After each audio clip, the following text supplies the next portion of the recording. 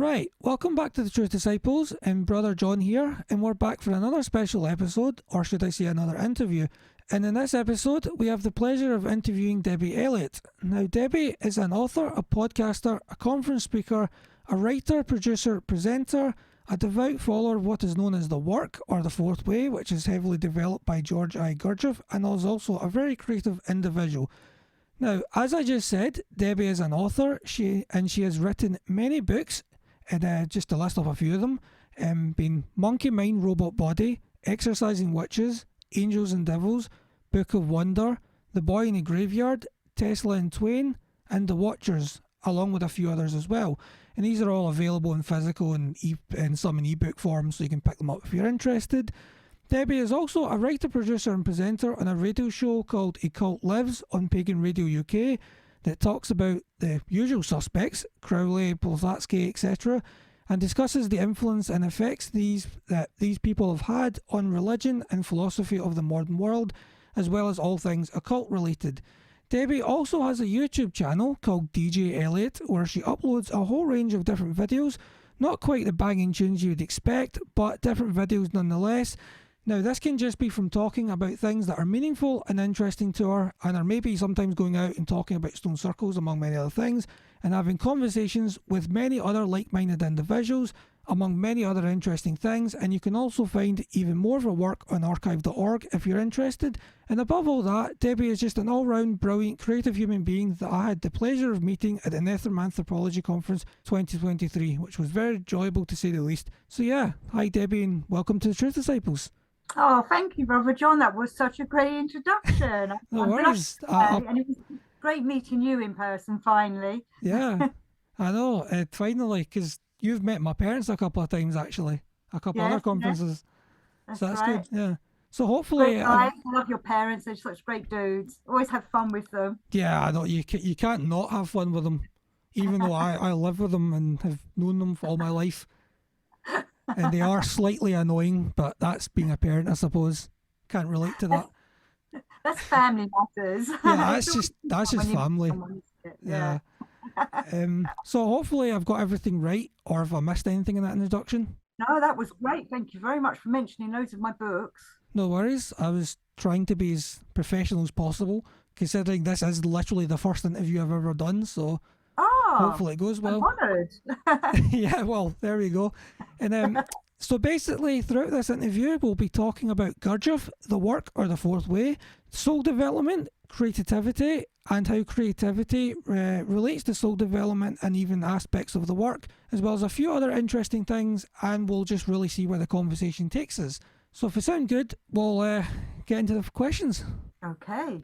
Right, the first question, quite basic, but when did you start seeing things differently and get into these kind of types of esoteric concepts and stuff? Was it kind of whilst you're maybe in school or some sort of specific situation, or was it just kind of almost like an unanswered question that's just kind of lingering there, that things just don't quite add up or make sense? Probably the latter more. I knew from a child that things were a bit weird, and I noticed from a child that a lot of adults lied a lot, which made me suddenly look up, think differently of why do adults lie so much when they tell us we must always tell the truth. And I noticed things weren't quite right. I don't remember if I saw other beings as such, but I was told that I was often talking to my fantasy friends, which I know they say about children, you have your imaginary friends, don't you? Yep. But I'd always, and I don't know how it started or whether I was just constantly like it, I've always had a belief in a deity, a God. And so that kind of made me a bit different to everybody else as well. Not that I went around preaching as a child or anything, but I did see things slightly different to everybody else. And I was a bookworm. Apparently I could read before I could talk. And so weird, eh? So I always loved going. I asked if I could go to Sunday school when I was like a youngster, when I was about 6 or 7, and my parents thought I was I asked to go to church. My parents thought I was weird. They wouldn't let me go to church, but they let me go to Sunday school. And in those days, I didn't know about other religions or anything, but I used to love my little books used to get your little ladybird books on the stories of Jesus. And I just loved all that kind of thing. So I was like, there's a man that believes in truth. He doesn't lie. Yeah. And he lying's wrong. So I Yeah. think my esoteric path kind of started because at first I could see people were lying, and that made me take me off into other ways of looking at how people are, which then led into, why do I see this and why do other people not? I notice a lot of Hmm. people ignore that people lie, don't they? People Yeah. ignore faux pas and stuff like that. But it made me look deeper into things, especially as a teenager when I really struggled with mainstream and trying to fit in with life and realizing Hmm. it's different to everybody else. Yeah, yeah. I definitely know what you mean. Would you kind of feel like you don't fit in quite so much, even though it was very different for me because the esoteric stuff came much later for me. So it was actually the experience that I had in school. I think a couple of things I've mentioned in the podcast in the past, but that's what kind of made me realize, okay, hold on, this education system doesn't make any sense because of Yep, numerous things like being dyslexic, for instance, and not getting any help and failing all my exams in school because of it and things like yep. that. But so it's kind of just interesting to hear a different perspective on it. Yeah, it was interesting at school being told what to think, wasn't it? Yeah, And I oh, used to be told 100%. not to think. Yeah, it's just like, I mean, for me, like in school, literally, I was like, I kind of need help with writing.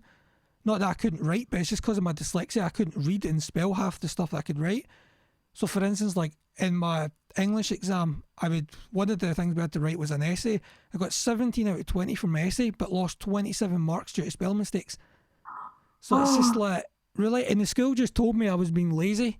I'm just like, okay, I'm just gone. But besides the yeah. point, I went out and got a college degree, so they can shove it, to put it politely. Well, I went and got my degree. I didn't go and do my degree until I was 29 because I Hmm, tested school as well. Because I felt they weren't looking after us. It was just tell you what to believe in or what to do, and what to believe and just follow everybody else. And so I yep, left school when I was 16, but it wasn't until later that I realized, oh, I can go and do hmm, academic stuff of the subjects I like.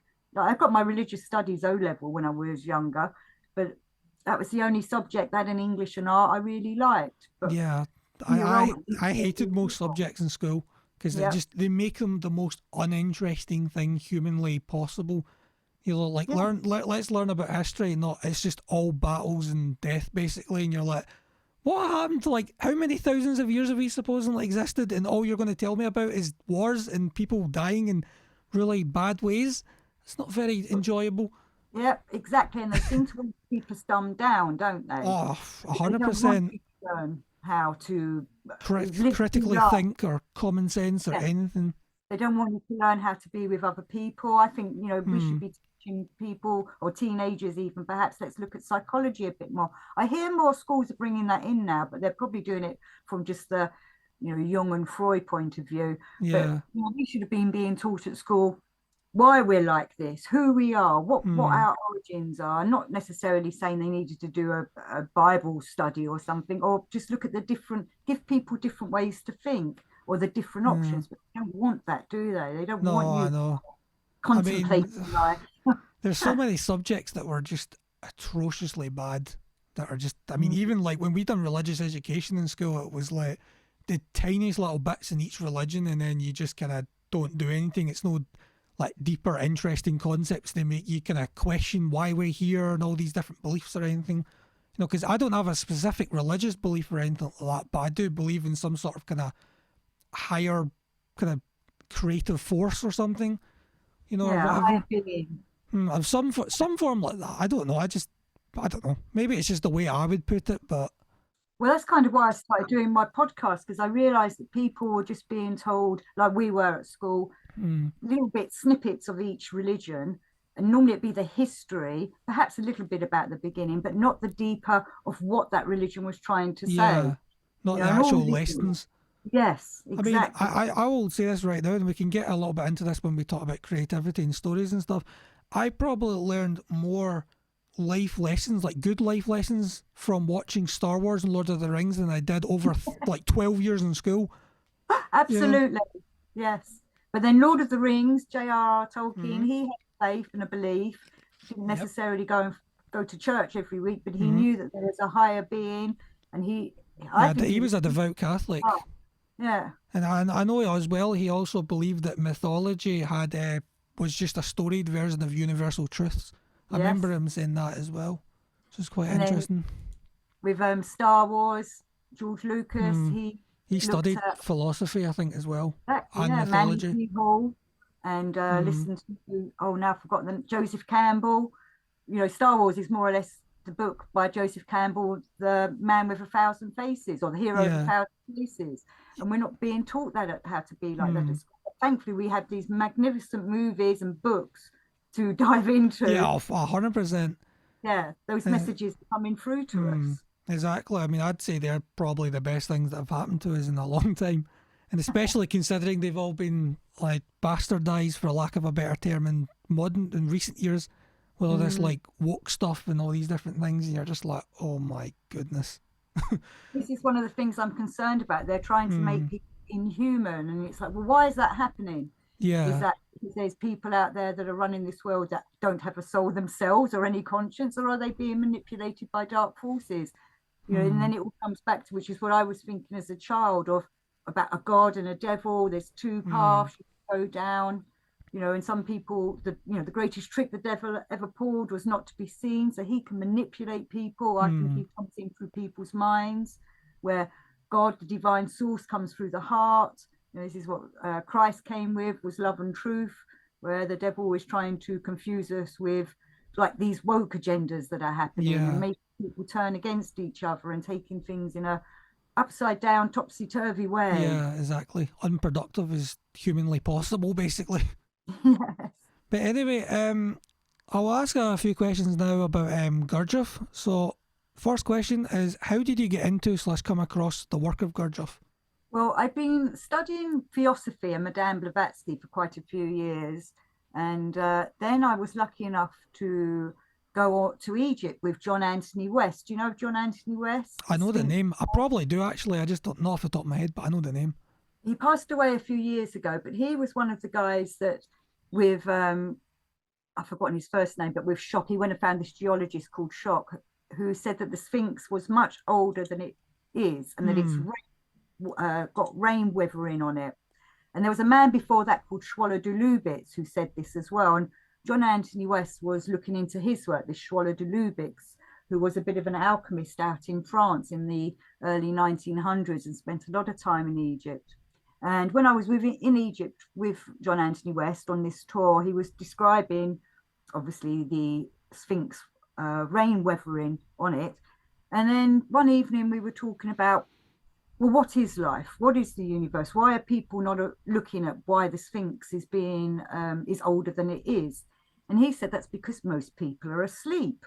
And that made me look up and think, yeah, he's right. Most people are asleep. And that's when he introduced me, because he was a student of the Gurdjieff work, and told me all about George Ivanovich Gurdjieff, told me to go and read his books and perhaps find a group or anybody that's teaching his work, because this is what George Ivanovich Gurdjieff was all about. He was here to wake people up and say, come on, stop being led along like a robot, or he called it automatons in those days. Stop being an automaton like they teach us at school to be, of doing the same thing as everybody else, learning the same thing as everybody else, strict and not thinking timetables for yourself. Exactly, yes. So that's what led me to George Gurdjieff, and it absolutely blew my mind and made me suddenly think, I am not alone. Other people can see things like I can, even though, because I used to think maybe I'm just really weird, maybe I'm just not meant to be on this planet. Yeah, I've had those thoughts as well. I think we've all had those thoughts, to be fair. They're like, am I actually supposed to be in this reality right now, or is there a mistake somewhere? If I'd done something bad in a past life or something to be put here or something stupid like that, that's kind of what goes through your head sometimes. If we weren't a world of automaton people all doing the same thing, but instead were more awake, we would probably have a better understanding. Well, I know we would have a better understanding of how people work and how we could be a community. And as Gurdjieff says, we would live in a more harmonious world. Yep. But at the moment, we're living in a lunatic asylum. And that's what Gurdjieff calls it. We live in a lunatic asylum. It's understatement. Well, yeah. It's like the freaking, I don't even know. It's like the basement version of it, though. We're just like, everything's so messed up. It's like, what? Yes. I mean, you look at the ending going on these days, and you're just like, what even is reality at this point? You're like, what is wrong with people? There's You no know? logic, is there? There's no logic. Yeah, exactly. And definitely not much common sense. Oof. But a friend who has a father as a preacher, he came and spoke to me once, her father, the preacher, and he went, common sense isn't very common. And he was like, my God, that's so true. Common I sense know. isn't very common. Common sense is basically non-existent at this point. Better way of putting it. That's the way And it this is the seems. kind of thing Gurdjieff was talking about, that people are not using their common sense. People are not awake. They're just following each other and following the, keeping up with the Joneses. And they do what they're told to do, even though Yep. inside there's probably something in them that's saying, I don't want to do it this way. I must have a better life, or there must be a better way to life. And he was showing us how we can do that, which can be quite hard at times. It's Well, very yeah. hard.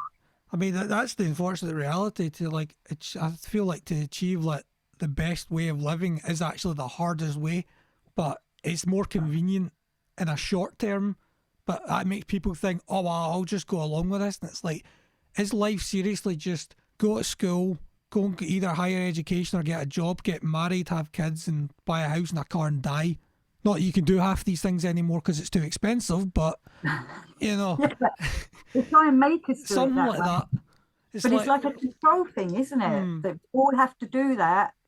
Kind of this is what's coming, isn't it? When they want to bring the smart cities thing in and things oh like yeah, that. 50 We're minutes. supposed to do exactly what you've just said and then live in our smart city in its control. Now, these people in charge who are keeping us under this control, are they either living in fear so that they need to control everything? Are they all psychopaths? Because this is quite narcissistic, these Yep. plans. Or are they controlled by demonic forces? I just do not know. I think it's probably a combination, I would say.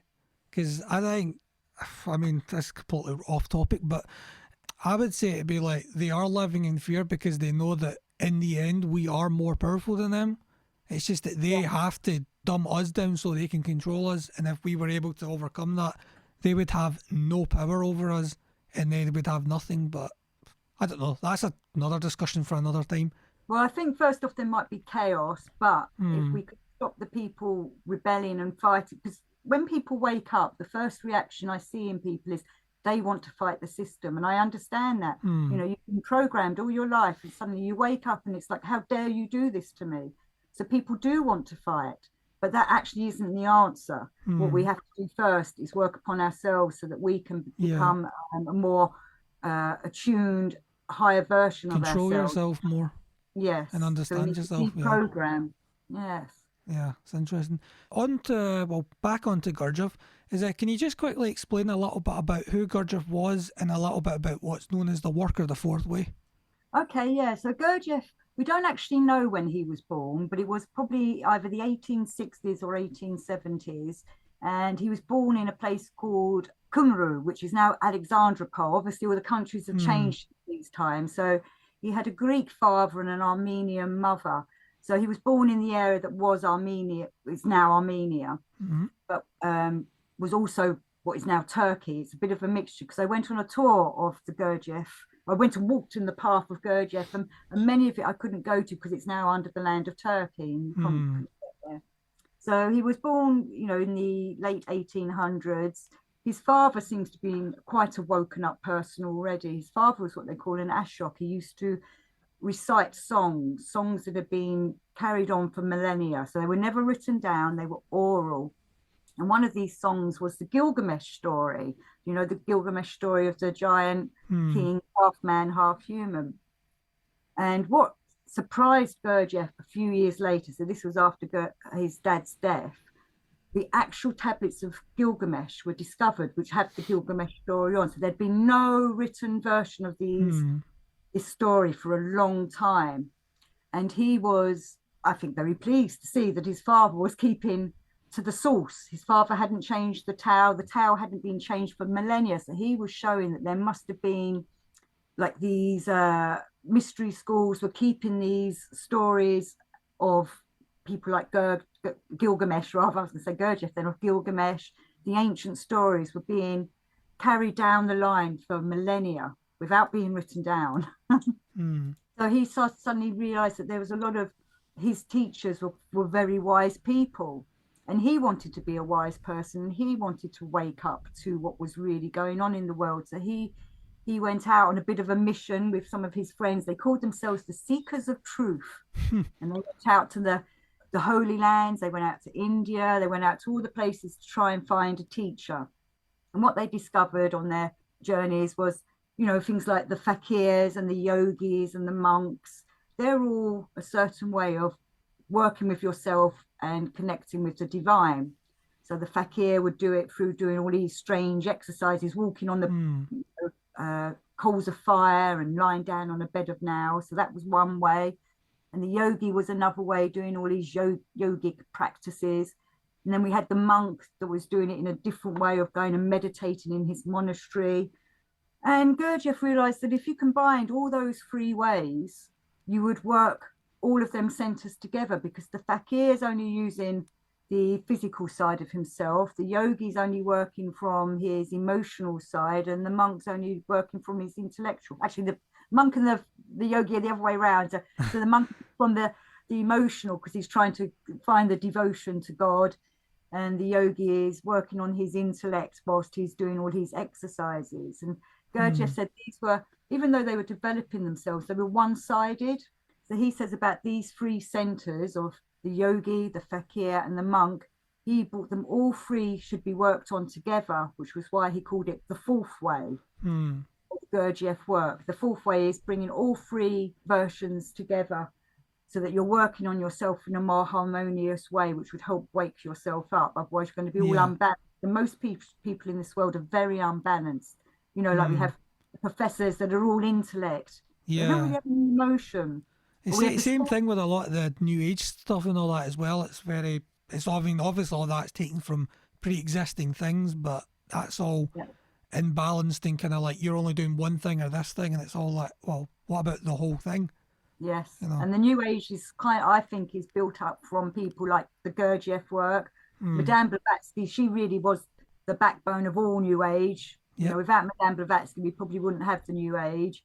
And various other, because there was a lot of mystics and teachers around in the late 1800s that came out. It was like, I kind of call it the white hats suddenly went, right, we need to help people because humanity is going to a real dangerous state. We're on a pivot point, I believe, right now. This is the time. We're living in very interesting times we're living in, but humanity can either evolve or it can devolve. And many people are sadly devolving, getting connected up to their computers and their phones and not looking at what life is and not living life. So that's why we had all these teachers, I think, appearing in the late 1800s. Blavatsky, Gurdjieff, Rudolf Steiner, Nicholas Roerich. There was the Golden Dawn, which you was talking about in one of your shows the other day. Yeah, like Crowley and all this sort of stuff as well. Yes. I know many people poo-poo Crowley, but he really taught people how to develop the will, which I think is the important part of his work. Definitely. Forget about all his biography and being a naughty boy. He knew that we needed to develop our wills to break free of all the programming that's going on. Yep. My next question here is, what do you think why the Gurdjieff work resonates more with you compared to other kind of similar sort of self-improvement, spiritual kind of work sort of paths or whatever?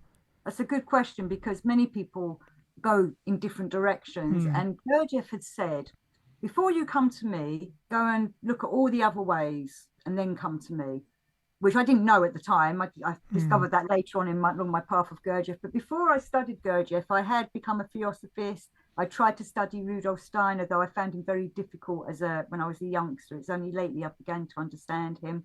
I'd done all kinds of New Age courses, and all kinds of workshops to try and waken myself up. I was still having a bit of a problem with the institutions like the Christian churches, even though I now understand that, they're just institutions and that the Christ consciousness is something completely different. So when I finally came to Gurdjieff and saw that he was looking at the whole of everything, he was looking at we need to look at the way we live, the way other people live, and try and put ourselves into this world and realize not to hide away from it and go and become a monk and hide in a monastery or go and join a cabal somewhere or a cult. That's no good. We need to be able to live in this world. And so he was giving us a teaching of how we navigate our way through this lunatic asylum that we're living in. I had to observe our reactions to people and how people react to us. And instead, over time, teaching yourself or looking at yourself, you learn to stop reacting and start acting, because you'll be acting from all your centers that I was talking about before. The three centers will become harmonized, and you will know when to think. And many people today, they think with their feelings, or they feel instead of thinking. It's quite confusing, but once you start learning or looking at this kind of thing, you realize how people operate and why they operate like they do. Yep, sounds really interesting, actually, to be fair. At least from what I've looked into what the Gurdjieff work is, it's just like, I mean, that's only been like the last 2.5, 3 weeks, but it's just like, as someone who's just interested in learning about all these different things, it's just like, that's quite interesting. It's good. Well, I do recommend to people, if you're going to go and look into Gurdjieff, the best thing to do is to read Peter Ouspensky's book, In Search of the Miraculous. And Peter Ouspensky was, at one time, Gurdjieff's number one man, the second in command kind of thing. Not that there was a hierarchy like that, but Ouspensky is one of the few people that really understood the Gurdjieff work and was able to put it into a book. Though Gurdjieff did tell him he comes from the intellect and he needed to sort out his emotional and physical bodies more. So normally it's advised to read Peter Ouspensky's work first before you come to the Gurdjieff work, because it kind of gives you a stepping stone up to it, because once you go into the Gurdjieff work, it's quite deep. I've barely scratched the surface of any of it. I was just trying to look at little bits of it so I could kind of have an understanding for this interview, at least at some level anyway. And this is another question leading off of this is, well, two questions here actually, is how important do you think doing this work is, and is there advantages to doing it at a younger age or an older age? Oh, if you was younger, like I've met many people now who grew up in Gurdjieff work families, and I can see the difference in them and how they live their lives in a much more, they still have problems and still have issues, but they know how to handle them. Yep. But I still say to people, there's never any too late time to start doing any kind of spiritual path or soul path, whether it's the Gurdjieff work or anything else. So there's no time limit on it for yourself. But Gurdjieff does stress that if you do come to the Gurdjieff work, this is the lifetime to do it in, because in the next, he believes in we might come back. Yep. If we don't develop ourselves, we get caught up in the reincarnation cycle. And next time you might not get given the opportunity to develop yourself. So that's why he tries to stress of do the work in your lifetime now if you come to it. And if you want to, you must have the need, the wish.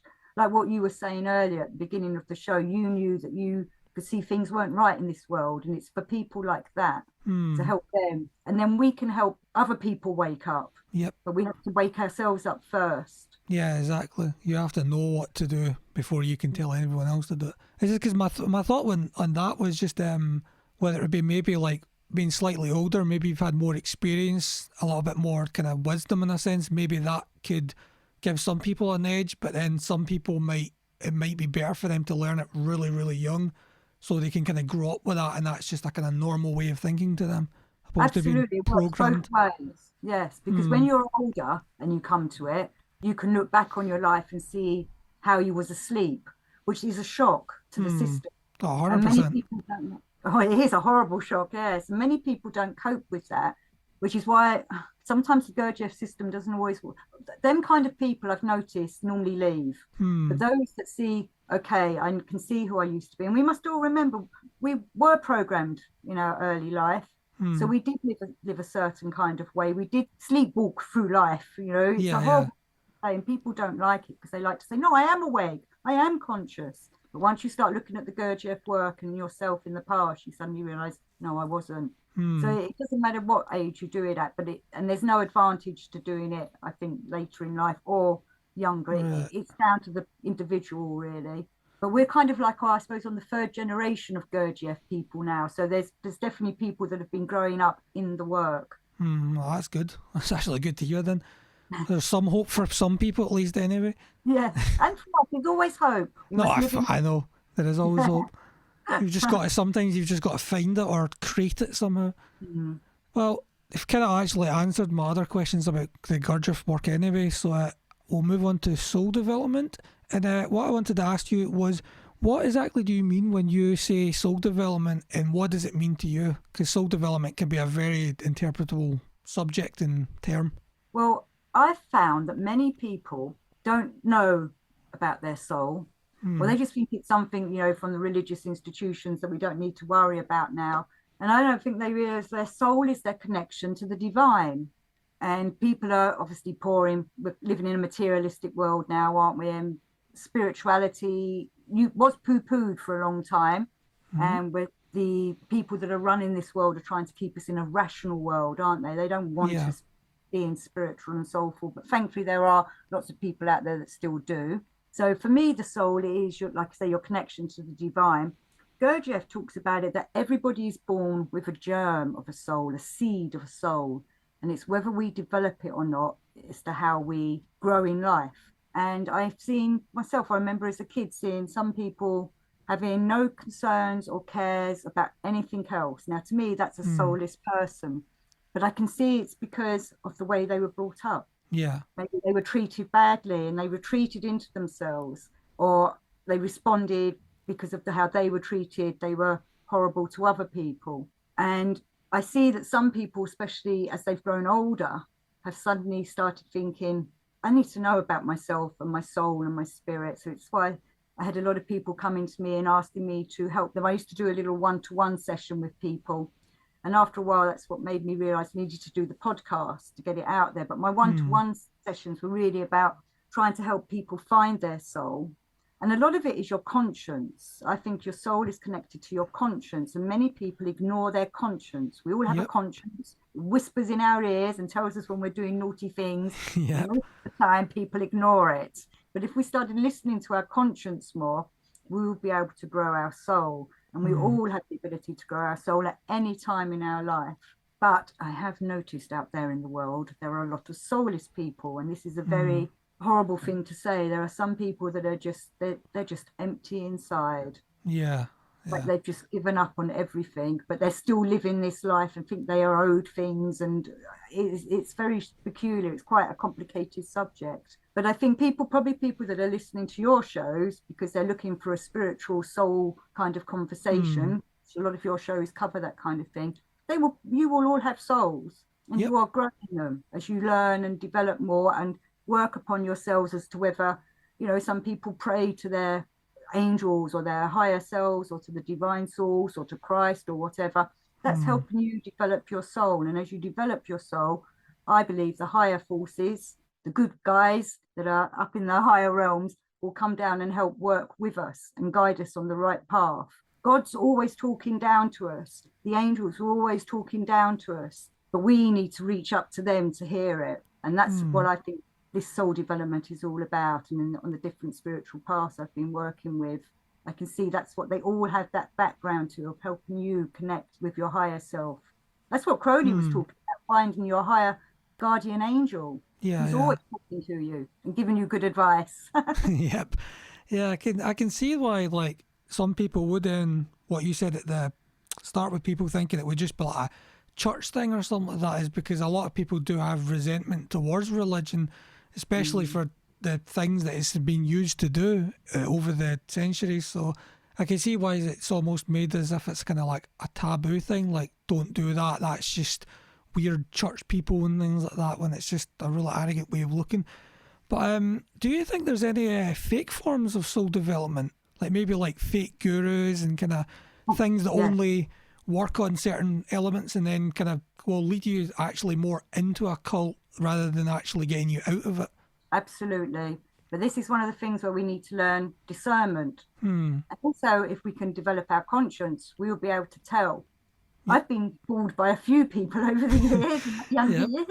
I'm not going to name any names, but you realise after a while there's something wrong with this person. Your soul is probably trying to tell you, this person's a no-gooder.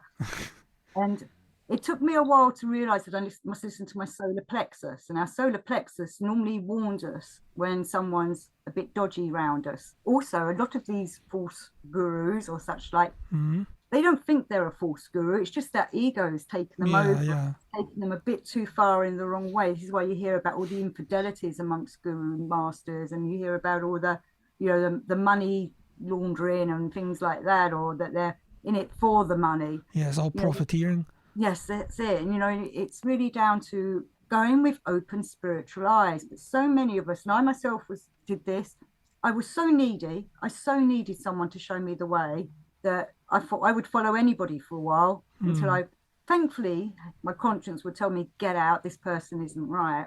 But I can see why so many people fall for them. People are looking to be led. And that's, again, back to schooling, isn't it? We're programmed to believe in our governments, to believe in our leader teachers, of some sort. Peers. So they're just looking for another peer to follow, Some of these gurus are genuine people. I do know that. And it's the people that help start their organization are the problems. I would give Osho as an example. I think Osho was actually a genuine person. If you look into all the corruptibility that went on with Osho and his crew, it was actually the people that were in command of this money and the buildings and things. So it wasn't actually him. But it's learning to decipher people's charisma, like charismatic people. You need to be able to kind of look at them and see whether they're being genuinely charismatic, or whether a bit of a false ego going on. But again, it takes time to work this out.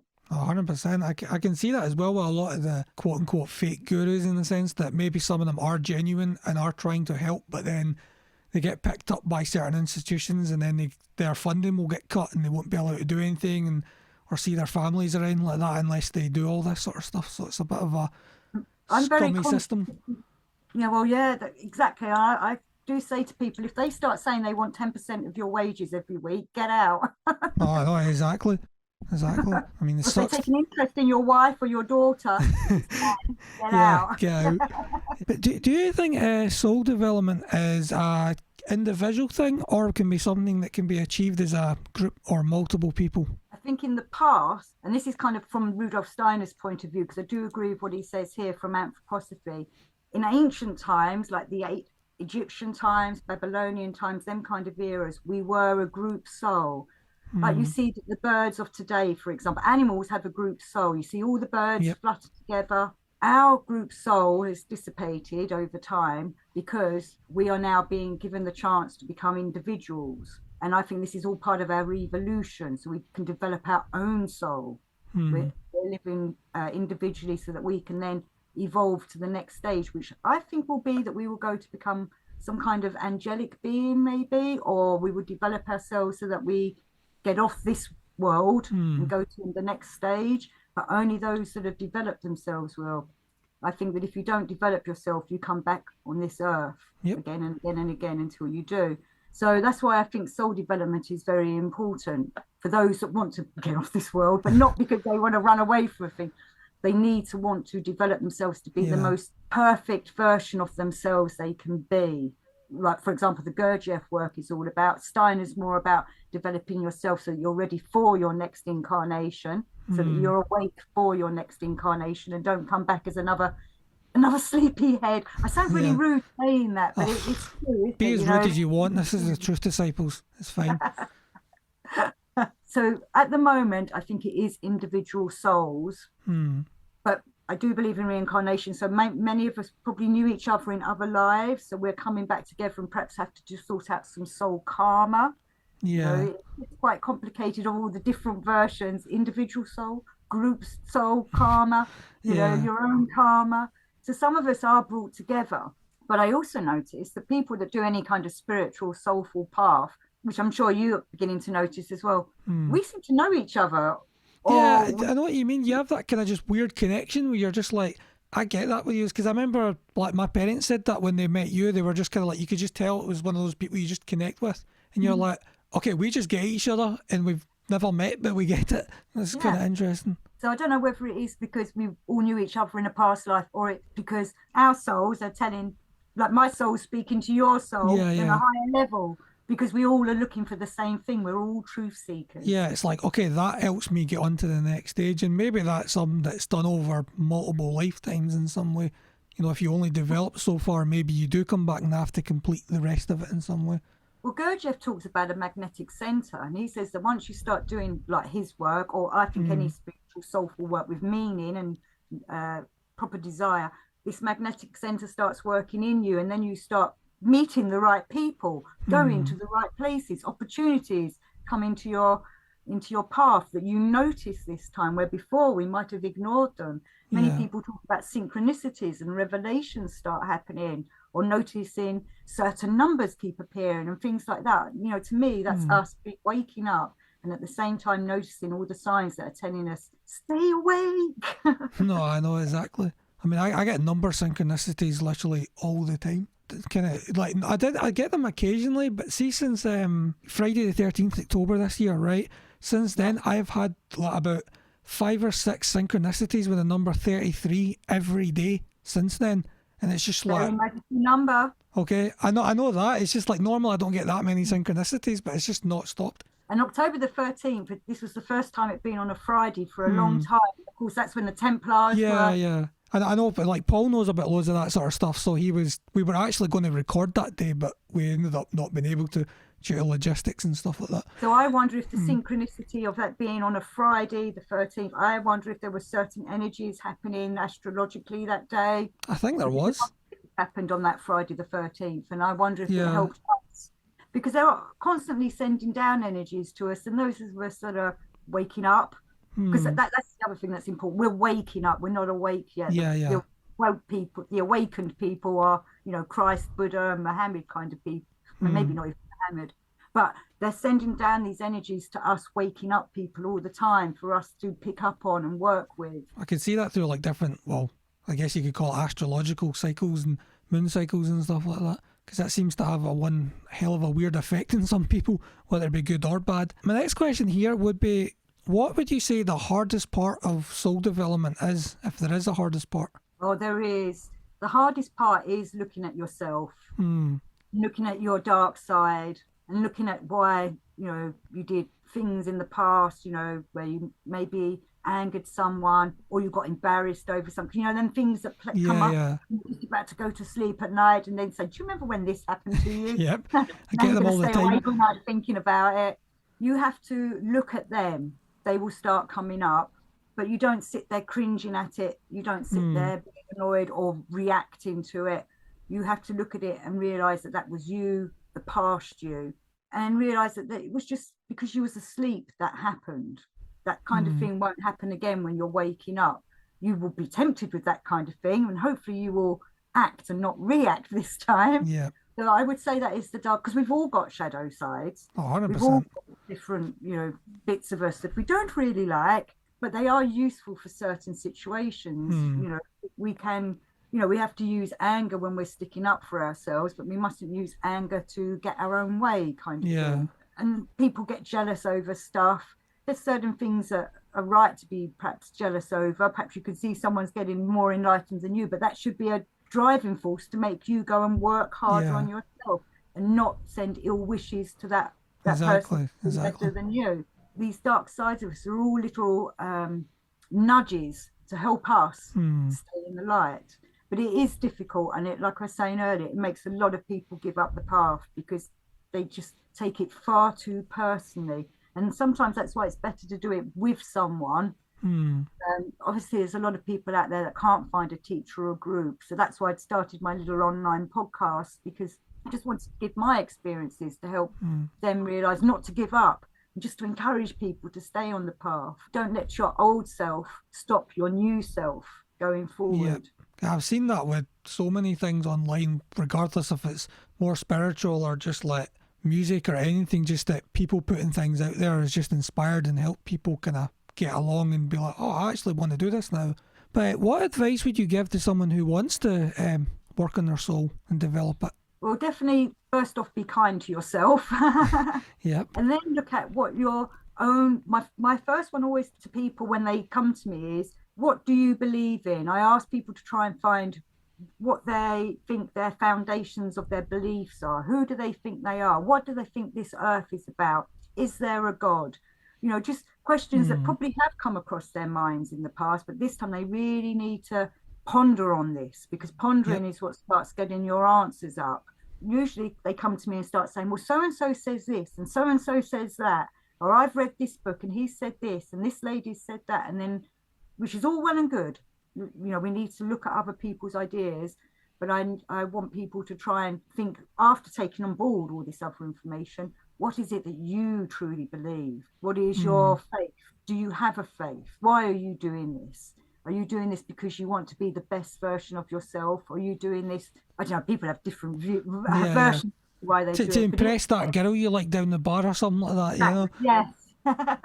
But normally it does end up, after a pondering on this and a debate, they do realise they're doing it because they don't like who they are in this world or what this world is. So they want to better themselves. And in some ways, I think by bettering ourselves, we can then help better this planet we're on. We can't change the world completely because there's not enough of us. But you can change yourself. Yes, change yourself first. It's almost like humanity becomes a collective of actual enlightened individuals, that are connected. I did a lot of soul searching for years, a lot of soul searching. And I was quite lucky that I got into all this when I was a teenager. So I was reading books I just did not understand for a long time. But I stuck to it because I knew they had something in them. But took me a long time for my intellect to work. I was one of those, my emotions worked more than my intellect. So other people come to this from different directions, but really they need to have a foundation of what they want and not be told what to believe. What do they believe and think of themselves and life, the universe and everything? Yeah. I know what you mean. I mean, another good thing to probably throw in there is how much time people seem to have in their hands, because so many people are so distracted, they're so busy. And with my own sort of like thought process and all of this, I've been fortunate enough that I've had quite a lot of free time over the last few years, well, at certain points anyway, so it's kind of allowed me to at least ponder and come to some conclusions. Well, obviously there's still, probably, I don't know, could be multiple lifetimes worth of work to still do, but it's just kind of having that free time is just really helpful to just ponder on these things, and a lot of people don't seem to have that, which I've noticed. They're trapped in this rat race, aren't they? So they're worrying about the kids, worrying about dinner, worrying about paying the bills. And, to me, this again is just the wrong way to live, isn't it? We shouldn't be living like that. We should be living in a world where everybody is safe and doesn't have to worry, that kind of way, so that we can bring everybody up, in a harmonious lifestyle. I know. The fact that we have to worry about, like, are we going to be able to eat is just stupid to me. Yes. I can understand if there's bad weather and we have a bad harvest or something, but, like, why every day? Am I going to have somewhere to sleep, or am I going to stay warm? And it's like, why don't I worry about that? Yeah, we're supposed to be in the 21st century and we still have homeless people. We're supposed to be the most advanced humanity's been, yet we've never been stupider by the looks of it, at least for some people. Absolutely. It's just wrong, isn't it? So I see a lot of people want to change that, but they don't know how. And it does come back, you change yourself first, then you can go forward and help others. It was interesting what you were saying about, the time thing. In ancient times, people, for example, in India, they would go and have their families first. And once their children had grown up, the men would normally then go off to a monastery, or whatever it was called in ancient Indian times. I can't remember, an ashram or something. So they lived, let's call it a materialistic life first, but it wasn't material. It was just a living life with their family, help their family grow, make sure their children are settled, make sure their children have grown into, sensible adults. And then they retreated. So you could do this at any age, really. Yeah, I think there's still places that do that in India and Taiwan and stuff like that. I think there's places when the men get to 40, I think it is, they go and live the rest of their life as a monk. Yes, I think. Yeah. But anyway, my next questions are, I guess, somewhat related to soul development, but are more in creativity. For some reason, I can't bloody pronounce that word. But how important do you think it is to be creative, and how are you being creative yourself? I think creativity is very important. I was at school, I loved art, and I was devastated. I failed my art O level, absolutely devastated. It put me off art for years until someone then said to me, what does a school academic curriculum know? Just go and do what you want to do. And then I found art again. So I'd always written, and with my books, all my books have a kind of a theological theme through them. They're fiction, but they've got a theological theme through them, because I was trying to put across my ideas of how people survive in this world, whether they're a believer or a non-believer kind of thing. And they're all different stories. And I did my, like, for example, The Watchers was my idea of how humanity came to be, about the fallen angels. It's like my interpretation of Genesis. So I think for people, and I love doing my art now, I think creativity is very important because it's like your subconscious is coming up through into your conscious to tell you what you need to know and do. And creativity is a way of expressing yourself. And I'm very concerned that they're trying to shut the arts down. You know, again, this is why I think there's a dark run in this world. Yeah, dumbing down, because creativity is normally what starts the new ideas and the new wave of what's coming in the future. You know, and I do a lot of sculpture. I love working with the ideas of my ideas coming from my thoughts into my hands and creating something. You know, and that's what many artists, how they work. And I like doing a lot of painting, though my painting's a bit rubbish. But I do it for myself, you know, I do it. That's what I want to do. It helps express myself. All these people make money from selling their art for lots of money. Good luck to them and good on them. But are they doing it for themselves or are they doing it for the money? Yeah, exactly. So I think creativity is very, very important for one and all. 100%. I mean, a good point there you've actually brought up, which I want to emphasize, is being creative, but you don't necessarily need to be very good at something to be creative. It's just the concept of being creative, you know, because I mean, I myself, like, music's my main thing, so I write music, I play guitar, and so my main thing's that. I also work a lot with audio, but I mean, as a kid, I used to draw a lot. I wasn't very good at it, but I would draw a lot, and then not to mention the amount of mess I would make over the house with all these dumb things I'm trying to do. Like, when I was a really young kid, I used to be really into like construction sites and stuff. So I'd have all these wee toy diggers and cranes and stuff, and I would of course need some rubble for everybody to move, which would turn out to be porridge oats, which would be all over the carpet. And I am so thankful my mum never killed me for that. But thanks for cleaning that up, Mum. I know you're listening to this, and I do love you, but I don't know how you never killed me then. That's brilliant. That's wonderful. But I'm sure, was a very encouraging mother. I used to have to 100%. But yeah, your mum is. Yeah, I mean, they were both really encouraging to me and were able to, like, allowed me to make my own decision. Like, when I left school, I can't remember. I think I was nearly 17 or something like that. Like, it was my 5th year in high school, and I basically went from that into college and started in a different courses there. But that was all stuff that I'd done on my own accord. That wasn't them telling me what to do. That was pretty good. But also with creativity, we when we're at school, we're told how to be creative. Yeah. Once you left school, you go and be creative and do what you want to do. I found that a lot, even with when I did a year-long music course, and I found that with the songwriting unit we had was probably one of the worst units I've ever done, because it was just so like you have to write a song that's this thing and that thing. But I'm like, how can you tell anyone to write a song? You can tell them, okay, this is what all these different parts are and ways to build it, but you can't tell someone how to write a song. I mean, I don't know how to write a song. I've just spent 6 years making noise and calling it music, and they've over time adapted that into making something that I guess you could call a song. Not that my music's for everybody, it's usually pretty crazy metal stuff, but you know, nonetheless, it's still fun. For somebody, so there's people out there who would listen to your style of music, because there's so many different types of people out there. That's why there's something for everyone, rather than being told we must listen to this and you must like that. And no, I know. The soulless people are the ones that would listen to what they're told to listen to, and they watch TV shows that they're told to watch. Yeah, it's you just, and me, we go and it's just like they only listen to what's on like the top 40 or whatever like that, just because it's the cool thing to listen to, opposed to actually finding interesting music. Which, I mean, I've been listening to all sorts of weird stuff for years, so I mean both my parents have listened to a hell of a lot of music, so I kind of grew up with it. It was pretty good. So going back to creativity, one of my books, Monkey Mind, Robot Body, came as a download, which I didn't know the word download then. It was given to me in 2018, I think it was.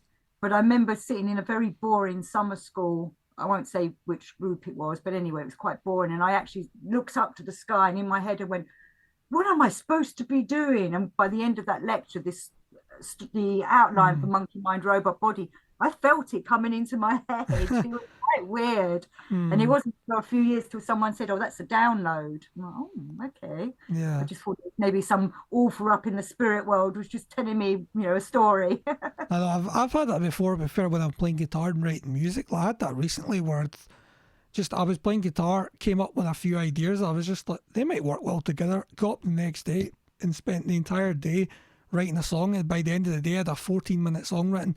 And just Ah, out of nowhere, and I was like, okay, that was meant to be, I guess. You know, that's going to be a number one hit well, because it's going to be not original. not well. I mean, it's original, yes, but don't know about a number one hit. But who knows? But I mean, I was actually going to be one of my questions was, what do you actually think what actually is the catalyst for you wanting to write a book? Normally, it has to be a subject I'm very well. Of course, it's a subject I'm very interested in. My first book, Brotherhood, I wrote after I went to university at 29, so I was what they call a mature student, and I studied divinity. And whilst I was doing this degree, I had to read a lot into the Gospels, and it started to make me sick because it's part of my modules. See the story of what happened to the apostles after Christ was crucified. I didn't really know much about that, and that influenced me to go and write my first book. So normally it's something I like, and like I was saying about the Watchers, having reread Genesis, and someone saying to me, "You need to read the line where it says that the gods of man came down to sleep. The angels came down to lie with the women, didn't they? It's something like that. The sons of God came down to lie with the women, and this is how the Nephilim were born." But it's only a few sentences in Genesis. Most people ignore it, and that absolutely, like, I've got to research this and write a book about it. So I did. So normally it's something that like that, like for example, Tesla and Twain. When I found out that Nikola Tesla and Mark Twain used to be very good friends, I had to go and research that because I loved Mark Twain's books when I was growing up. Maybe not the TV shows, but I definitely liked his books. And I've been very interested in Nikola Tesla for some time because I've been trying to build a time machine. And someone told me, go and look at Nikola Tesla's work.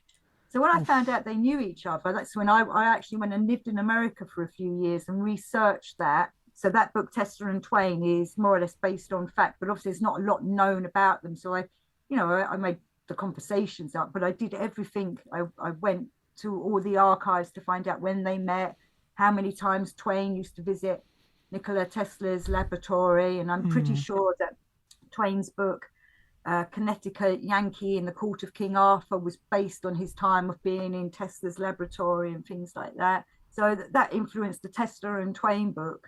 So all my books is normally something's come along and it's like I've got to research this, and then a book seems to have come out of it. Yeah. Well, leading off of that, where do you think the creativity actually comes from, or like the actual idea? Oh, see, I don't think it comes from us. I don't think either. Higher sources, yeah. It comes down into us. It's like, I think everybody gets it. Like you hear of the stories, for example, Graham Bell invented the telephone.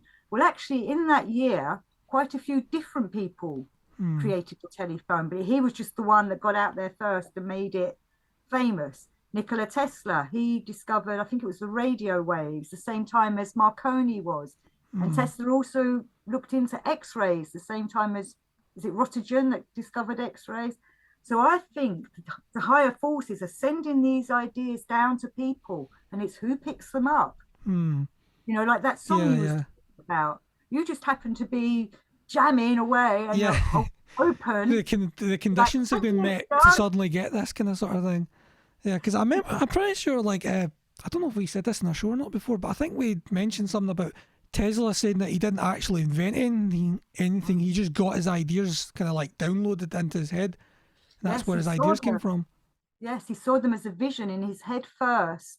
And then in that vision, he began to see how the machines worked or the invention worked. Because he helped create the, what do you call it, like the hydrofoil or whatever at the Niagara Falls. But he saw all that before he even had before the big competition came up for who can build the power station at Niagara Falls. He'd had that idea a long time before, but he's always said he suddenly got told it in his head.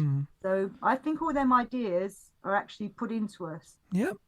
This is something people I think is going to be the future of people are going to start realizing we are not alone, and that we need to reconnect with our spiritual soul connections of the other realms, the spirit realms, the God realms, the heaven realms.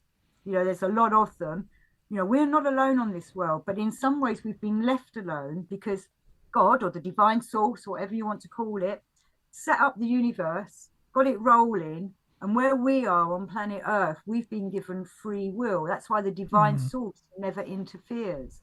But angels can, and spirit people can, and definitely the demonics can interfere with us. Yeah, it's pretty damn interesting. I just actually remember we did actually talk about all that sort of stuff on I think it was in one of our 9 question episodes we done, which was where do thoughts come from, was one of the questions we had. So I just remembered we actually had all that. All right, I missed that one. I've listened to quite a few of your shows over the. I can't remember what episode it was, but I think it was the 9 questions part 3.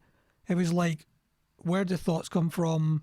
Something about Mandela effects and where the moon landing's faked or something like that. It was. I have listened to that one. I remember you all talking about the Mandela effect. Yes. Oh, yeah. I'm fascinated by that. Isn't it weird? What has happened? That blows my mind because I'm like, okay, because like obviously the other guys are a little bit older, so they obviously remembered a lot more than I do, and I'm kind of like sitting there. But that one about the Star Wars scene, the trash compactor being changed to garbage masher, I was like, wait, what? Yeah. And the James Bond one of George, and I forgot what they're called. Chrome teeth, is it? That's it, yeah. And then he meets the girlfriend who's supposed to have the same braces because that was all part of the joke.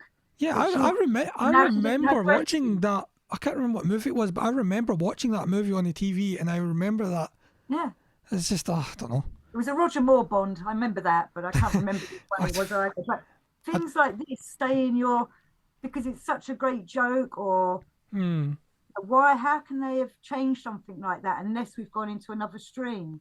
Yeah, I mean, we can start going on about alternate realities and stuff, which is... Yeah, I don't know. Mad interesting. The oddest thing. Time was one of the things that got me even more deeply into spiritual soul, or into Tesla as well, actually. Yeah. Because what is time? How does time work? Why do we have time? It's peculiar. Could there be other realms working at other times? And then when I started studying Rudolf Steiner, it kind of blew my mind when he said, well, in the spirit world, there is no time. And it's like, well, that would make sense, right? All spirit, all the dead and everything lives in a realm where everybody's there because there's no time. And so why is our world caught up in time? I have no answer, but it's just questions. Yeah. You send me answers, people. I know if anybody knows, please let us know. Our emails are in the description, so let us know. Yeah, I'm always up for conversations with people, 100%. discussing kinds of things more. So, especially you guys. Oh, well, we're up for as many conversations as humanly possible. I mean, Paul was talking to Leo Zagami the other day. Ended managed on an interview for him. Yeah. Because we went to that conference, and then he done that interview with David. David's put him on to a whole bunch of other people, and everybody that's listened to it has been like, yeah, we want to be interviewed. So that was amazing for us, basically. But that's not out yet, though, is it? Yeah, it is. The Leo Zagami one, and he also interviewed, I can't remember the guy's name. One of the guys that talks about Nephilim looking like clowns on YouTube. I can't remember the guy's name. Yeah.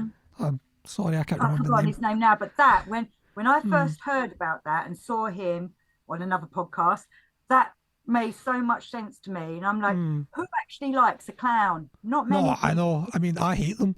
So I hate masks and mascots and all that stuff. I hate all that stuff. I'm just like, it creeps me out. And then the Nephilim would hide. They're not going to show them true selves, but they would hide.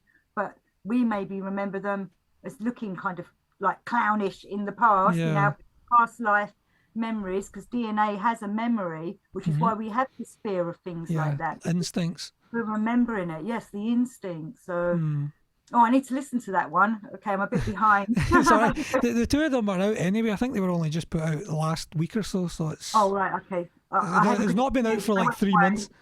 It's fine. No, I was thinking of it. Yeah, I haven't heard of them, but yeah, I went away for a week to Norfolk, which was wonderful with my friends. But we went there I went to the cathedral there. I'm going through a bit of a cathedral stage and visiting all these different cathedrals because I'm trying to discover sound and time in cathedrals, because they are different, I think, in these sacred... they're built specifically for energy and sound and stuff like that. Or even stone circles and things like that. 100%. It used to be megaliths. I used to go and visit over the last 10, 15, maybe 20 years. For the last couple of years, I've been doing the same tests in cathedrals. And when I was in Norfolk, they had a concert that night by one of these famous organists, Thomas Trotter. But I couldn't get a ticket. It was sold out. But I'd gone to the cathedral in the morning and he was doing a practice. Ah, right. And there was just me and a few other people in there, and I could feel the music was resonating through the building, and then for me it was incredible. Yeah, I mean, there's all sorts of stuff. I think there was stone circles in Africa that the frequencies they give off are in like I think it might be millions of hertz or something like that. I mean, humans can only hear between 20 to 20,000 or 20,000 hertz. So you think of something that at a frequency that's millions of hertz is just insane. I can't remember where or how much it was, but it was something about that. There's so much more to this world than most people want to look into, but normally people on a spiritual or soulful path start realizing this, so they start looking deeper into what this world is about, where the sleepy people just want to watch TV and don't really care, because they're not looking for meaning in their life. It's convenience more than anything. Yeah. They'll just come home and just sit in the same chair and watch the same programs for 40 years and then die, and you're just like, that's a bit depressing. That's not living, is it? No, I know exactly. That's just slowly dying, basically. Yeah. It's kind of sad, but... And one thing is important. I'm very grateful that I'm not like that. I know I sound like I'm poo-pooing them kind of people, but I do thank the gods every day that I don't think like that. And being grateful is a very important part of spiritual, soulful work. Being grateful, when we see our dark shadow, grateful that you can recognize what's going on out there, or grateful that you can see there's a little crack in what's going on in the world. Yeah, it will help us move on. Yeah, I'm really thankful of that. And I mean, I've just been brought up been appreciative of what we've had, because we've not always had the best circumstances in terms of money and things at times. So there's always been a couple of kind of moments of like, you know what, I'm just happy to have what I have, and the fact that I actually have, parents that are interested in this and actually love me and aren't insane and don't think I'm insane is pretty damn helpful in this world, to say the least. So it took me a while to come to that, actually. I used to think, why do I not have it? Even though I was on my spirit soul path, it was a big lesson for me to learn to just be grateful for what I have. Yeah. You can just see the change in people when they do start, and it changes your life when you start being grateful for what you have. Things start happening again. And also start trying to look for the positives instead of just focusing solely on the negative all the time as well. I've noticed that. That's really, really bloody helpful when you're kind of like, I know there's bad stuff going on and I recognise that, but I'm just going to focus on this because I can't change the world. It's just going to basically piss me off if I look into too much stuff. Yeah, and that's why they do it, to piss you off, to stop you going forward, because they want to keep you down. And like with all the wars that are going on at the moment, and I do sympathise with it all, but I cannot go unless I become some kind of superhero. Exactly. The only thing I can do is send out prayers, send out vibrations of peace and love. I do that a lot, and I work with various people. We try and send out quiet thoughts of, I normally do awaken to conscience, awaken to your conscience, or peace and love out. We can do that, and we can all do that. 100%. It works. Yeah, well, I think that I've just got a few other random questions. First off is, what other kinds of things have you been into over the course of your life, and how has it evolved over the years as you've learned and got a better understanding of things? Well, one of my major things was what we were talking about just now, megaliths. I've been to so many megalithic sites. I've been intrigued as to what they are about for a very long time. I remember as a kid thinking, I'm going to find out the answer to Stonehenge, but I haven't. But it's the thought that counts.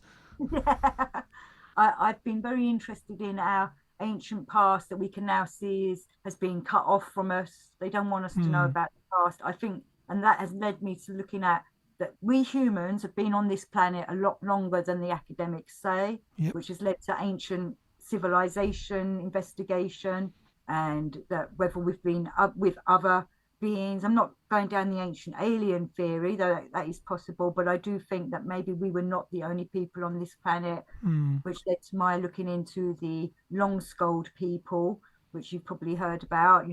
There's skulls that have been found that they have obviously a long back bit, so they've got a different brain wave to us, but we can see they're not human, and they're not these ones where you can see that they tried to bind the babies from birth. These are different because they've not got all our two hemispheres on our brain come together as we grow older, where these ones, they don't have that middle line along the top of it. So they're different species. Definitely, I think that they were walking this earth with us back in ancient times. I think we've been on this planet probably hundreds of thousands, if not millions of years longer than the academics say. I'd agree. So I've been researching that for many years. That's pretty interesting. But not stuff. necessarily to write a book or anything, more just for my own interest. Yeah, it's all interesting stuff, and there's no shortage of interesting stuff when you get into these topics, for sure. That's for sure. I was actually watching a few of your videos, and I wanted to ask you, what do you mean when you talk about the various eyes within you? Are you meaning like actual physical seeing eyes, or is that more like aspects of yourself? No, it's aspects of ourselves. We have many different eyes in us. You have the eye when you are with your mum and dad, for example. That's one version of you. But when you go out with your friends, you're a completely different version of you. So that's another eye. You have the eye when you go to work, the eye when you first meet people, how you are. So there's all these different eyes in us, but we also have eyes that try and say to us, for example, why don't you just go and sit and watch TV tonight? Why don't you go and just get some fish and chips in and put a DVD on and do nothing else, kind of thing. And then you have the other eyes, the other side of you, that are saying, you don't really want to do that. You want to go and read an interesting book or meet an interesting person or listen to, your podcast tonight. So there's all these different eyes in us, fighting us, all wanting attention. And when certain situations happen, certain eyes come up. Where Gurdjieff, because this is from the Gurdjieff work, is telling us to be aware of these eyes. Like when I was saying earlier, you become aware of your dark side. It's really becoming aware of the different versions of yourself in you. And most people think, no, it's just me. But you go out tomorrow and see how you change through the day. No, I know. I mean, I have to change for this as well. Like, I'm in a kind of different mindset and mode to like do this than I would be just if I was talking to like one of the other guys or something like that. Yeah. And then you've got that eye, a pretty girl flatters her eyelashes at you and then gives you a phone number. That puts you in a really good mood. So that's a different eye compared to a woman, a pretty girl comes up to you and just, says, how dare you ask me for your phone number, and then storms off. That's a different eye working. So we're trying to look at why all these different eyes are working within us. And over time, you start realizing which eye is about to come up. You can recognize it easier. Yes, you start recognizing yourself, which is really important, because then you stop reacting and start acting, because you think that eye is not right for this situation. I need, cool, calm, collected eye to come up or something, whatever is relevant to the time.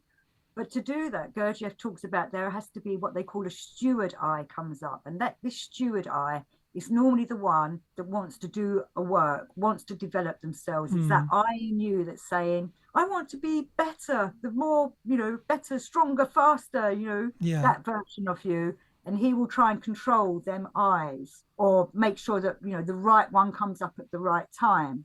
And once you've got that, once that starts happening, then over time, Gurdjieff talks about the real I, the real you, which none of us see, because our real I, which is our essence, was changed by all our peers, by our schooling, as we became programmed. So that real I was pushed down into us, so we could never really be, which I think many people would agree, listen to this, we're not who we are supposed to be. I'd agree with that. Yeah, we feel like we're a mask. Yeah. So once we've covered all these eyes together and got them under control, then the real I starts coming through, and then you are the real person.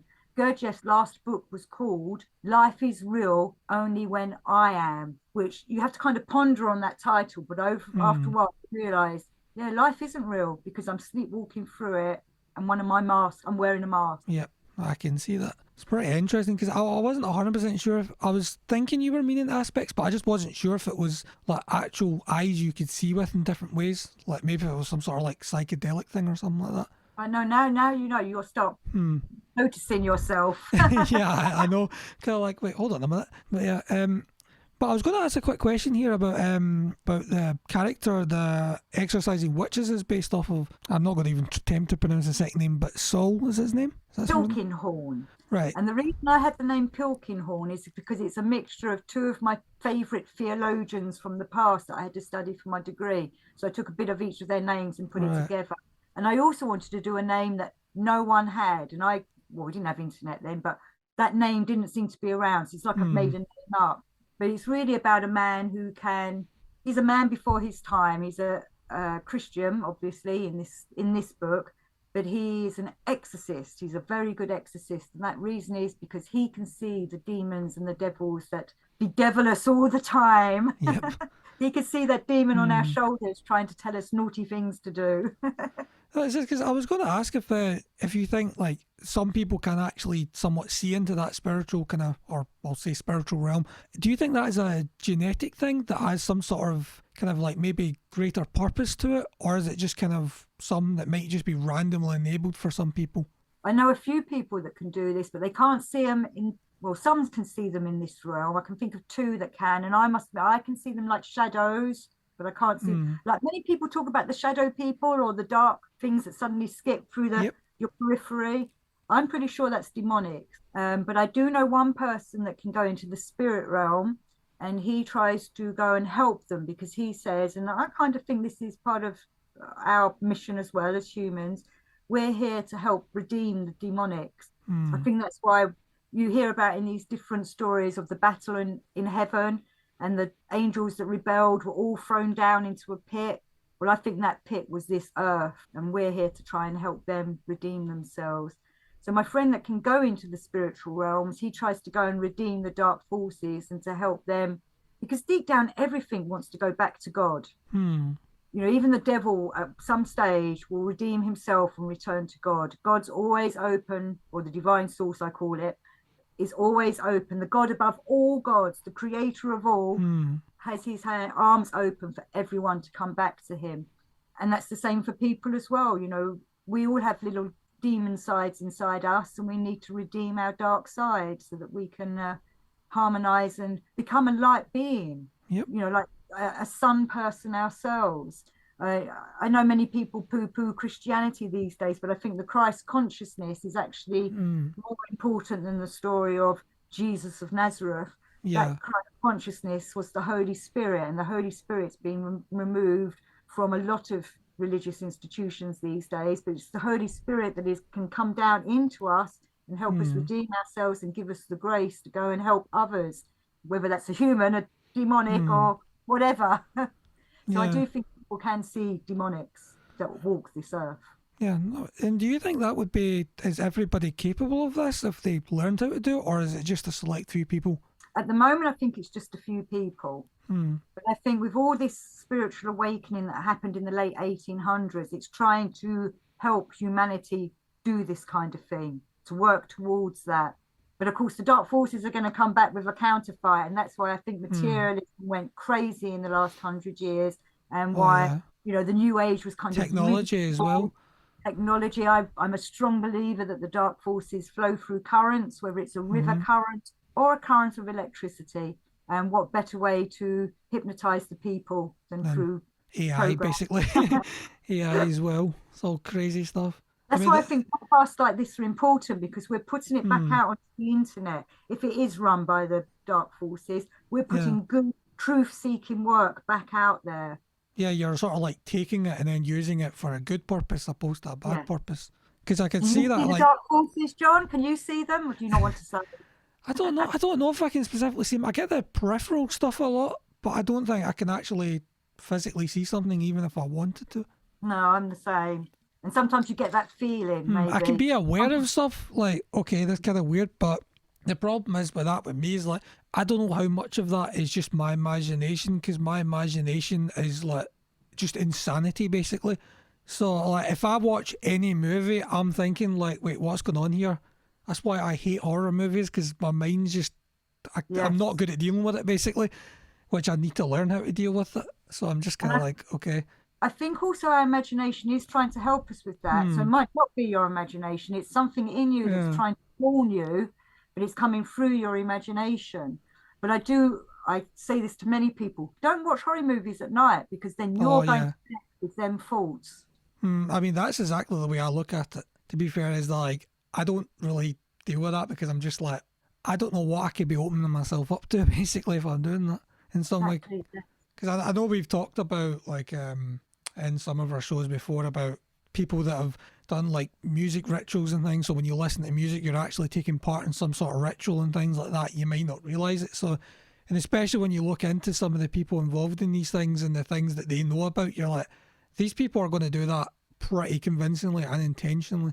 Which is why thankfully there are musicians out there making the right kind of music. And I'm pretty sure you talked about the hertzes. I always get round the wrong way of which is the right hertz, but they changed all the hertz for music Yeah, in the from early 332, which is the healing kind of like frequency of the earth, to 440. That's what it Yes. is. So they know Or that four- music's very important. And actually Gurdjieff made a lot of music, Yeah, I'll be which playing in the background and there will be the outro of this as well. And I think, did I right. say 342? I think I meant to say 432. Yeah, I think it's the other one. I always Yeah, get it wrong it's myself. 432. That's what it is. Yes. And then I found out many years later that the bands I used to listen to, my favorites, were the ones that were using the original before it got changed, like Pink Floyd and Genesis. Oh, And it's like, oh, yeah. I was being drawn to them bands, so I must be doing the right thing. I mean, they're not my favourite bands, but you cannot just deny how good some of those bloody bands are. Like, their Yeah. music is just unbelievable. And music, Especially when you listen to the recordings and when some of these bands were recording. Like, Dark Side of the Moon literally sounds like it was recorded yesterday. Yeah, it was like recorded in, was it like, what year was it recorded? 75, I think. I mean, Yeah, I can't remember. it's insane to me. Because that So was I do like find that was what my degree was on, was like sound producing and stuff like that. So that's like mind blowing for me to like think like, how, that's insane. Well, you remind me of when I was younger and I was perhaps into a few psychedelics. We used to put Wizard of Oz on, but when it turned from the black and white and turned into color, that's when you started playing Dark Side of the Moon. Oh And yeah, it goes with it, and it was and it like, links up. Yeah, I've heard about that. I'm like, what? Because I remember someone saying that, and then someone said they actually went and done that, and they were like, it links perfectly, and I'm like, it does. I've done it. It does. that Yeah. is weird. Also played it to moon eclipses, and that's worked. So It makes you wonder though, what other greater intention was it to those kind of things? yeah, and Well, did they know that, or was they 'cause being like what I, you were saying earlier? Where is it coming from? Are I they mean, being you can definitely play music and it works, but for something to work that perfectly is just kind of like, okay, hold on, there might be something intentional here. You know, at least that's the way They've I always think. denied it, though. Pink Floyd, they've always denied it. Yeah, well, they're not going to admit it, I don't think, at least openly. But yeah, I don't actually have any other questions because we've all kind of answered them all. So is It there? has gone really quick. I've just seen the time. I have to go in a minute anyway. That's But all right. I've really enjoyed this, and I Yeah, hope no we can worries. do more with you and the rest of the guys or whatever. I'd love to do more. Oh, 100%. Throw And, myself in there. It was so yeah, much fun. all of Debbie's links as well are going to be in the episode description. So like our website, our books, and all that sort of stuff, our YouTube channel and things. So, yeah, and if you're interested, you can go and look up, and we'll see you in the next episode.